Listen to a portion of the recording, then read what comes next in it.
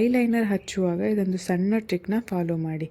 ಯಾವಾಗಲೂ ಲೈನರ್ನ centre of the ಐಯಿಂದ ಸ್ಟಾರ್ಟ್ ಮಾಡಿ, instead of starting inner corner of the eye. Because ಫಸ್ಟಲ್ಲಿ ಪ್ರಾಡಕ್ಟ್ ಜಾಸ್ತಿ ಇರುತ್ತೆ, ನಾವು ಅದನ್ನು ಸಡನ್ನಾಗಿ ಇನ್ನರ್ ಕಾರ್ನರಿಗೆ ತೊಗೊಂಡೋಗೋದ್ರಿಂದ ಪ್ರಾಡಕ್ಟ್ ಡೆಪೋಸಿಷನ್ನು ಇನ್ನರ್ ಕಾರ್ನರಲ್ಲಿ ಹೆವಿ ಆಗುತ್ತೆ, ಅಲ್ಲದೆ ಸ್ಮರ್ಜ್ ಆಗೋ ಚಾನ್ಸಸ್ ಕೂಡ ಜಾಸ್ತಿ ಇರುತ್ತೆ. ಸೊ ಹಾಗಾಗಿ ಸೆಂಟರಿಂದ ಸ್ಟಾರ್ಟ್ ಮಾಡಿ ಮಿಕ್ಕಿರೋ ಪ್ರಾಡಕ್ಟ್ನ ಇನ್ನರ್ ಕಾರ್ನರಲ್ಲಿ ಫಿಲ್ ಮಾಡ್ಕೊಳ್ಳಿ. ಅಕಸ್ಮಾತ್ ಸ್ಮರ್ಜ್ ಆದರೆ ಸ್ಪೂಲಿ ಬ್ರಷ್ನ ಇಟ್ಕೊಳ್ಳಿ, ಅಥವಾ ಎಂಟಿ ಮಸ್ಕರಾ ಬ್ರಷ್ನ ವಾಶ್ ಮಾಡಿ ಡ್ರೈ ಮಾಡಿ ಇಟ್ಕೊಳ್ಳಿ. ಸೊ ಎಲ್ಲಿ ಸ್ಮರ್ಜ್ ಆಗಿರುತ್ತೋ ಪ್ರಾಡಕ್ಟು, ಆ ಪ್ರಾಡಕ್ಟ್ನ ಒಂದು 2 ಮಿನಿಟ್ಸ್ ಡ್ರೈ ಆಗಿ ಹೋಗ್ಬಿಟ್ಬಿಟ್ಟು ಈ ಸ್ಪೂಲಿಯಿಂದ ಸ್ಲೋ ಆಗಿ ರೊಟೇಟ್ ಮಾಡಿದ್ರೆ ಸೊ ಸ್ಪ್ರೆಡ್ ಆಗಿರೋ ಪಾರ್ಟಿಕಲ್ ಎಲ್ಲ without disturbing other part of the makeup ಈಸಿಯಾಗಿ ಹೊರಗಡೆ ಬಂದುಬಿಡತ್ತೆ. ಸೊ ಮೇಕಪ್ ಸೆಟಲ್ಡ್ ಆಗಿ ಕಾಣುತ್ತೆ. ನೀವು ನೋಡ್ತಾ ಇರ್ಬೋದು ಇವಾಗ. So finally